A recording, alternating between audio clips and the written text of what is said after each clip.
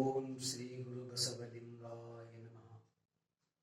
ತನುವಿನಲ್ಲಿ ನಿರ್ಮೋಹ, ಮನದಲ್ಲಿ ನಿರಂಕಾರ, ಪ್ರಾಣದಲ್ಲಿ ನಿರ್ಭಯ, ಚಿತ್ತದಲ್ಲಿ ನಿರಪೇಕ್ಷ, ವಿಷಯದಲ್ಲಿ ಉದಾಸೀನ, ಭಾವದಲ್ಲಿ ದಿಗಂಬರ, ಜ್ಞಾನದಲ್ಲಿ ಪರಮಾನಂದ ನೆಲೆಗೊಂಡ ಬಳಿಕ ಸೌರಾಷ್ಟ್ರ ಸೋಮೇಶ್ವರಲಿಂಗ ಬೇರಿಲ್ಲ ಕಾಣಿರು, ಬೇರಿಲ್ಲ ಕಾಣಿರು, ಬೇರಿಲ್ಲ ಕಾಣಿರು.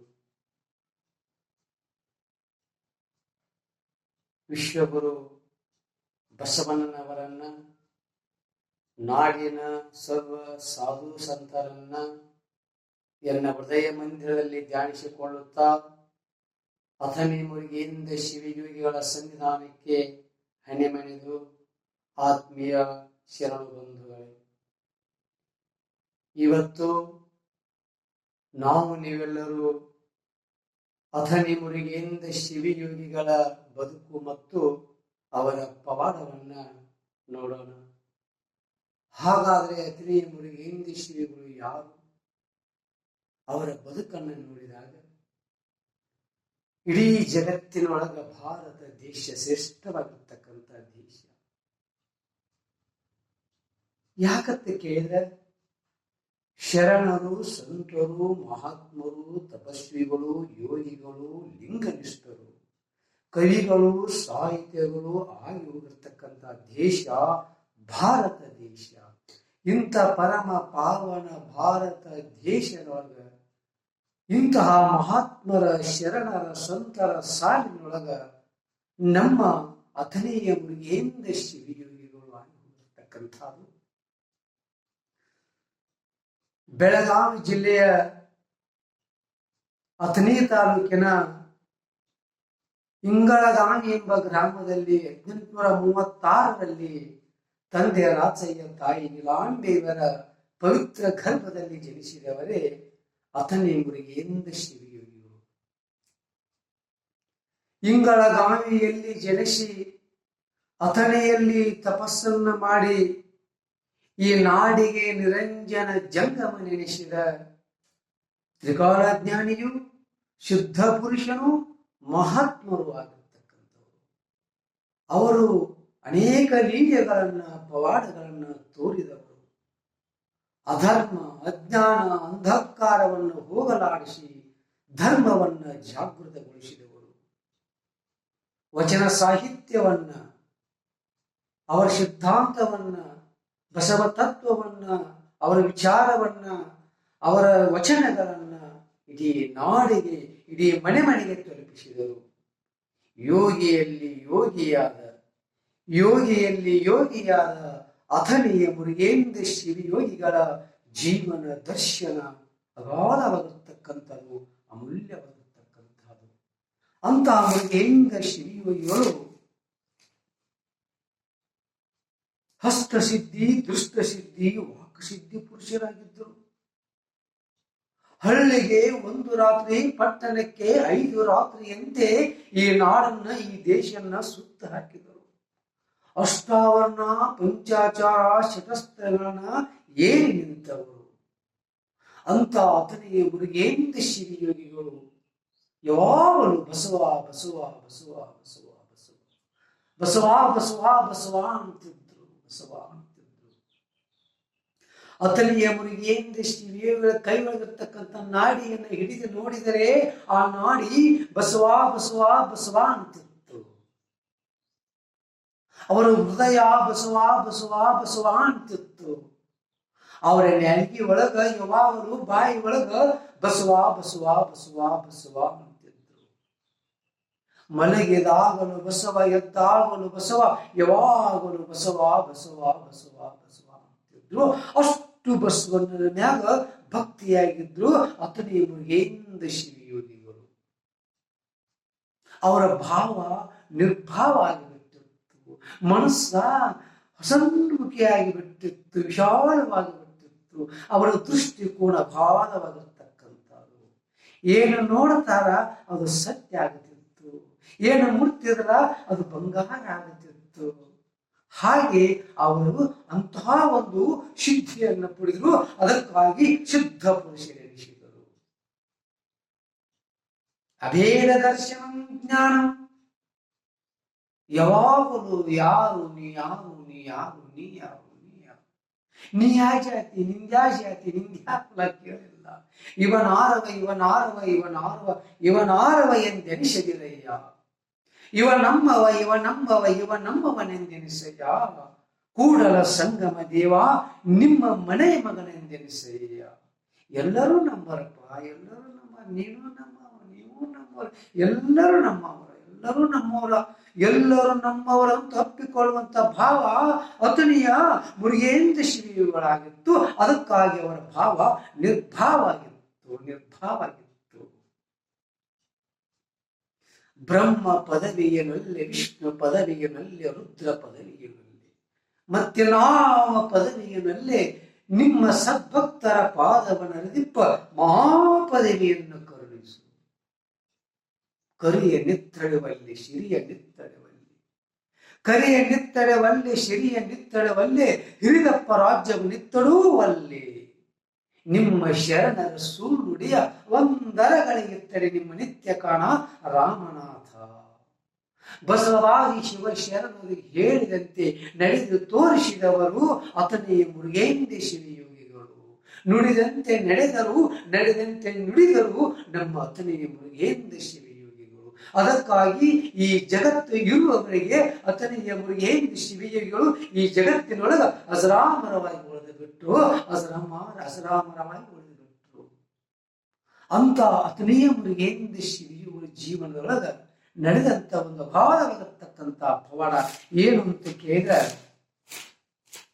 ಯಾವ ಅಥಣಿಯ ಸಮೀಪ 1902ರಲ್ಲಿ ನಡೆದಂತ ಒಂದು ಘಟನೆ. ಮರನೂರ ಎಂಬ ಗ್ರಾಮ. ಆ ಮರನೂರ ಎಂಬ ಗ್ರಾಮದೊಳಗ ಒಬ್ಬ ಮಸ್ತರ ಆಯ್ವಾದ್ರೆ ಹಿಂದಿನ ಕಾಲದೊಳಗ 1902ರೊಳಗ ಮರನೂರೊಳಗ ಒಬ್ಬ ಮಸ್ತರ, ಅವನ ಹೆಸರು ಅಡಿವೆಪ್ಪ ಮಾಸ್ತರ್ ರೀ. ಅಡಿವೆಪ್ಪ ಮಾಸ್ತರ ಆತ ದಿನಾಲು 2 ಹೊತ್ತ ಅಥಣಿ ಮಠಕ್ಕೆ ಬರ್ತಿದ್ದ. ದಿನಾಲು 2 ಹೊತ್ತು ಎಂದೆಂದೂ ತಪ್ಪಿಸ್ತಿದ್ದಿಲ್ಲ, ಎಂದೂ ತಪ್ಪಿಸ್ತಿದ್ದಿಲ್ಲ. ಅಷ್ಟು ಮುರುಗೇಂದ್ರ ಶಿವಗಳ ಮ್ಯಾಗ ಭಕ್ತಿವಂತಿದ್ದ ಅಡಿವೆಪ್ಪ ಮಾಸ್ತರು. ಮುಂಜಾನೆ ಬರೋದು, ಸಂಜೆನಾಗ ಬರೋದು, ಮುಂಜಾನೆ ಬರೋದು, ಸಂಜೆನಾಗ ಬರೋದು, ಮಠಕ್ಕೆ ಬರೋದು, ಕಸ ಹೊಡುವುದು, ನೀರು ಹೊಡೆದು, ಹೂವ ಪತ್ರೆ ಹರಿದು, ಗುರು ದರ್ಶನವನ್ನು ಮಾಡ್ಕೊಂಡ ಏನಪ್ಪಾ ಅಂತ ಮಾತ್ರ ಮರಳಿ ಹೋಗ್ತಿದ್ದ. ಹಿಂಗ ನಡೆದಿತ್ತು, ಅನೇಕ ವರ್ಷ ಹಿಂಗ ನಡೆದಿತ್ತು. ಒಂದಿನ ಎಂದಿನಂತೆ ಮರುಳೂರನ ಅಡಿದಪ್ಪ ಮಾಸ್ತರು ಅಥಣಿ ಮಠಕ್ಕೆ ಹೋಗಿದ್ರು. ಶಿವಯೋಗಿಗಳು ಕೂತಿದ್ರು. ಅವಾಗ ಅವ್ರ ನಮಸ್ಕಾರವನ್ನ ಮಾಡಿ ಎದುರುಗಡೆ ಅಡಿದಪ್ಪ ಮಾಸ್ತರ್ ಕೈ ಮುಕ್ಕೊಂಡು ಕೂತಿದ್ರು. ಅವಾಗ ನಮ್ಮ ಅಥಣಿ ಮುರುಗೇಂದ್ರ ಶಿವಯೋಗಿಗಳು ಒಂದು ಮಾತು ಕೇಳ್ತಾರೆ. ನೋಡಪ್ಪ ಅಡ್ವಾಟ್ ಮಸ್ತಾರ, ಏನು ಬೇಡ್ತಿ ಬೇಡು, ಏನು ಬೇಡ್ತಿ ಬೇಡು, ನೀ ಏನು ಬೇಕು ಬೇಡಪ್ಪ ಅಂತಂದ್ರು. ಯಪ್ಪ ನನಗೇನೋ ಬೇಡಪ್ಪ, ಎಲ್ಲ ಐತಿ, ಏನು ಬೇಡು. ಎಷ್ಟೋ ಮಂದಿ ಏನೇನೋ ಬೇಡ್ಯಾರು, ಏನೇನೋ ಬೇಡ್ತಿದ್ರು. ನಿನ್ನ ದಾರಿಗೆ ನೋಡಿ ಏನಾರ ಬೇಡ್ತಿ ಅಂತ ಬೇಡಲಿಲ್ಲ. ಅದಕ್ಕೆ ನಾನೇ ಕೇಳಾಕ್ತೇನೆ, ಏನು ಬೇಡ್ತಿ ಬೇಡು, ಕೊಡ್ತನು. ಭೂಮಿ ಬೇಕು, ಮನಿ ಬೇಕು, ಮಠ ಬೇಕು, ಅಧಿಕಾರ ಬೇಕು, ಅಂತಸ್ತು ಬೇಕು, ರೊಕ್ಕ ಬೇಕು, ಬೆಳ್ಳಿ ಬೇಕು, ಬಂಗಾರ ಬೇಕು, ಏನು ಬೇಕು ಬೇಡು, ಗುರು ಕೊಡ್ಬೇಕಂದನು. ಅದಕ್ಕೆ ನೀ ಶಿಷ್ಯನಾಗಿರ್ತಕ್ಕಂಥ ನಿನ್ನ ಭಕ್ತಿಗೆ ಮೆಚ್ಚಿ ಏನು ಬೇಡ್ತಿ ಬೇಡು, ಕೊಡ್ತನು ಅಂತ ಹೇಳಿ ಅಥಣಿ ಮುರುಗೇಂದ್ರ ಶಿವಯೋಗಿಗಳು. ಆವಾಗ ಕೈ ಮುರಿದು ಕೇಳ್ತಾನು, ಯಪ್ಪ ಏನು ಕೊಡಬೇಕು, ಜೀವನಕ್ಕೆ ಎಲ್ಲ ಕೊಟ್ಟದಿ, ಮನಿ ಐತಿ, ಭೂಮಿ ಐತಿ, ನೌಕರಿ ಐತಿ, ಎಲ್ಲಾ ಐತಿಯಪ್ಪ, ಏನು ಕೊಡಾಮದಿ, ನಿನ್ನ ಪುಣ್ಯದಿಂದ ನನ್ನ ಜೀವನ ಆರಾಮ ಐತಿ, ನನ್ನ ಜೀವನ ಆನಂದ ಐತಿಯಪ್ಪ, ಏನೂ ಬೇಡ, ದಿನಾಲು ನಿನ್ನ ದರ್ಶನ ಆಕತಿ, ಸಾಕು ನನ್ನ ಜೀವನ. ಅವಾಗ ಅಥಣಿ ಮುರುಗೇಂದ್ರ ಶಿವಯೋಗಿ ಹೇಳ್ತಾರು, ಇವ್ರು ಮಾಸ್ತರ ಏನ್ ಬೇಡ್ತಿ ಬೇಡ, ನಿನ್ನ ಕೊಡಬೇಕಂತ ಮನಸ್ಸು ಬಂದೈತಿ, ಅದಕ್ಕಾಗಿ ಬೇಡಪ್ಪ ಅಂದ್ರು. ಯಪ್ಪ ಇಷ್ಟೆಲ್ಲಾ ಹೇಳ್ತಿರಂತ ಬೇಡ್ತನು, ಮತ್ತೆ ಬೇಡಿದ ಮೇಲತ್ತ ಇಲ್ಲ ಅನ್ನಬಾರ್ದು, ನಾ ಬೇಡಿದ್ದು ಕೊಡ್ಬೇಕಂತ ಅವ್ನು ಪ್ರಮಾಣ ಮಾಡಿ ಕೊಡ್ತಾನಂತ ಪ್ರಮಾಣ ಮಾಡ್ರಿ. ಅವಾಗ ನಾ ಬೇಡ್ತಂದು, ಹೇ ಬೇಡು, ಏನು ಬೇಡ್ತೀವಿ, 100 ಎಕರೆ ಭೂಮಿ ಬೇಕು ಬೇಡ, ನಿನಗೆ ಎಷ್ಟು ಮನೆ ಬೇಕು, ಎಷ್ಟು ಕಿಲೋ ಬಂಗಾರ ಬೇಕು ಬೇಡ, ಯಾಕ ನಿನ್ನ ಭಕ್ತಿಗೆ ಮೆಚ್ಚೇನಿ, ನಿನ್ನ ಸೇವೆಗೆ ಮೆಚ್ಚೇನಿ, ಬೇಡ, ಏನು ಬೇಡ್ತಿ ಬೇಡ ಅಂತ ಪ್ರಮಾಣ ಮಾಡಿ. ಯಪ್ಪ ಶಿವಯೋಗಿ, ನನಗ ಮನಿ ಬ್ಯಾಡ, ಭೂಮಿ ಬ್ಯಾಡ, ಮಕ್ಕ ಬ್ಯಾಡ, ಬೆಳ್ಳಿ ಬ್ಯಾಡ, ಬಂಗಾರ ಬ್ಯಾಡ, ಅಧಿಕಾರ ಬ್ಯಾಡ, ಏನೂ ಬ್ಯಾಡ. ನೀ ಏನಾದ್ರು ನಾನು ಕೊಡವಿದ್ದಂದ್ರ ನಾ ಸಾಯುವ ಸಮಯದೊಳಗ ಶಿವಯೋಗಿ ಅಂತ ಸಾಯ್ಬೇಕು, ಅಂತಹ ವರವನ್ನು ಕೊಡು. ಅವಾಗ ಅತನಿ ಮುರುಗೇಂದ್ರ ಶಿವಿಯೋಗ ಬಂದ್ಬಿಟ್ರು. ಏನು ಬೇಡಿಬಿಟ್ಟಿ ಯಪ್ಪ ನನಗೆ ಅದನ್ನ ಕೊಡಂದ್ರು. ಆತಪ್ಪ ನಿನ್ನಂತೆ ನಿನ್ನ ಸಂಕಲ್ಪ ಹಿಡಿಯಲಿ ಅಂತ ಆಶೀರ್ವಾದವನ್ನು ಮಾಡಿ ಕಳಿಸಿದ್ರು. ಹಿಂಗ ಕೆಲವೊಂದು ವರ್ಷ ಆದ ನಂತರ ಅತನಿ ಮುರುಗೇಂದ್ರ ಶಿವಿಯೋಗಿಗಳು ತಮ್ಮ 80ನೇ ವಯಸ್ಸಿನೊಳಗ ಏನಾದ್ರು ಅಂತ ಕೇಳಿದ್ರೆ ಲಿಂಗೈಕ್ಯ ಆದರು. ಆ ಅತನಿ ಮುರುಗೇಂದ್ರ ಶಿವಯೋಗಿಗಳು ಲಿಂಗೈಕ್ಯ ಆದರೂ ಸಹಿತ ಅಡಿಲಪ್ಪ ಮಾಸ್ತರ ದಿನ 2 ಹೊತ್ತ ಮಠಕ್ಕೆ ಬರೆದು ಬಿಡಲಿಲ್ಲ, ಕಸ ಹೊರಗಿದು ಬಿಡಲಿಲ್ಲ, ನೀರು ಹಿಡಿದು ಬಿಡಲಿಲ್ಲ, ಮಠದ ಸೇವೆ ಬಿಡಲಿಲ್ಲ. ಅಷ್ಟೊಂದು ಮಠದ ಮ್ಯಾಗ ಭಕ್ತಿ, ಪೂಜ್ಯರ ಮ್ಯಾಗ ಭಕ್ತಿ ಇದ್ದು ಬಿಟ್ಟಿದ್ದ. ಹಿಂಗ ನಡೆದಿತ್ತು. ದಿನ ಹೆಂಗ ಮಠಕ್ಕೆ ಬರ್ತಿದ್ದು ಮಾಸ್ತರ ಹಂಗ ಮಠಕ್ಕೆ ಬಂದ್ರು. ಮಠಕ್ಕೆ ಬಂದ ಕಸ ಹೊರಗಿ ನೀರು ಹೊಡೆದ ಅತನಿ ಮುರುಗೇಂದ್ರ ಶಿವಯೋಗ ಗದ್ದಿಗೆ ಪೂಜೆ ಮಾಡಿ ನಮಸ್ಕಾರ ಮಾಡಿ ಎದುರುಗಡೆ ಪದ್ಮಾಸನ ಹಾಕೊಂಡ ಕೈ ಮುಗಿದು ಕೂತ್ರು. ಕೈ ಮುಗಿದ ಯಾವ ಅಡಿಲಪ್ಪ ಮಾಸ್ತರವರು ಗದ್ದಿಗೆ ಎದುರುಗಡೆ ಕೂತು ಶಿವಯೋಗಿ ಅಂತ ಕೂಗಿಬಿಟ್ರು. ಅವಾಗ ಮಠದೊಳಗಿರ್ತಕ್ಕಂಥ ಭಕ್ತರು, ಸೇವಕರು ನಮ್ಮ ಅಡಿಲಪ್ಪ ಮಾಸ್ತರ್ ಹಿಂಗ್ಯಾಕ ಕೂಗಿದ, ಹಿಂಗ್ಯಾಕ ಶಿವಯೋಗಿ ಅಂತ ಕೂಗಿದ ಅಂತ ಹೇಳಿ ಎಲ್ಲಾ ಜನ ಊರ್ತ ಬಂದು ನೋಡ್ತಾರು. ಅಡಿಲಪ್ಪ ಅಂತ ಒದರ್ತಾರು. ಅಡಿಲಪ್ಪವು ಅನ್ನೋದಿಲ್ಲ. ಅಡಿಲಪ್ಪ ಏನಾದ್ರು ಅಂತ ಹೇಳಿ ಅಡಿಲಪ್ಪನ ತೊಡಿಮ್ಯಾಗ ತಗೊಂಡು ನೋಡ್ತಾರು. ಅಡಿಲಪ್ಪನ ಪ್ರಾಣ ಶಿವಯೋಗಿ ಅನ್ಕೋತ ಅಡಿಲಪ್ಪನ ಪ್ರಾಣ ಹಾರಿ ಹೋಗಿಬಿಟ್ಟಿತ್ತು. ಅಂತ್ಯಕಾಲದಲ್ಲಿಯೂ ಸಹಿತ ಶಿವಯೋಗಿ ಅಂತ ಪ್ರಾಣವನ್ನ ಬಿಡಬೇಕಾದ್ರ ಮುರುಗೇಂದ್ರ ಶಿವಯೋಗಿಗಳು ಆತನ ಮ್ಯಾಗ ಎಷ್ಟು ಪ್ರೇಮ ಇರಬೇಕು. ಆತನು ಹೇಳಿದಂತ ಮಾತನ್ನ ಸಾಯುವ ಸಂದರ್ಭದಲ್ಲಿಯೂ ಅಂತ್ಯ ಸಂದರ್ಭದಲ್ಲಿಯೂ ಸಹಿತ ಯಾವ ಅತನಿ ಮುರುಗೇಂದ್ರ ಶಿವಯೋಗಿಗಳು ನಡೆಸಿಕೊಟ್ಟಾರ ಅಂತ ಕೇಳಿದ್ರೆ ಅವರ ಪವಾಡ, ಅವರ ಲೀಲೆ ಅಗಾಧವಾಗಿರ್ತಕ್ಕಂಥದ್ದು.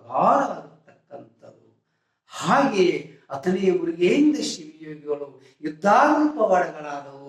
ಅವರು ಲಿಂಗದಲ್ಲಿ ಲಿಂಗವಾಗಲು ಸಹಿತ ಅನೇಕ ಪವಾಡಗಳು ಈ ನಾಡಿನಲ್ಲಿ, ಈ ಜಗತ್ತಿನಲ್ಲಿ ನಡೆದವು. ಅಂತಹ ಒಬ್ಬ ಪರಿಮಿತವಾಗಿರ್ತಕ್ಕಂಥ ಬಸವ ತತ್ವವನ್ನ, ಬಸವ ವಿಚಾರವನ್ನ, ಬಸವನ ಸಿದ್ಧಾಂತವನ್ನ ಮೈಗೂಡಿಸಿ ಬಂದಿರತಕ್ಕಂಥ ಅತನಿ ಮುರುಗೇಂದ್ರ ಶಿವಯೋಗಿಗಳ ಪವಾಡಗಳು, ಅವರ ಜೀವನ ಏನು ಅಂಬುವುದು ಮತ್ತೆ ನೀವೆಲ್ಲರೂ ನಾಳೆ ದಿನ ನೋಡೋಣ ಅನ್ನುವಂತ ಮಾತನ್ನು ಹೇಳ್ತಾ ಇವತ್ತಿನ ನನ್ನ ಒಂದು ಮಾತಿಗೆ ವಿರಾಮವನ್ನ ಹೇಳ್ತಾ ಇದ್ದೇನೆ.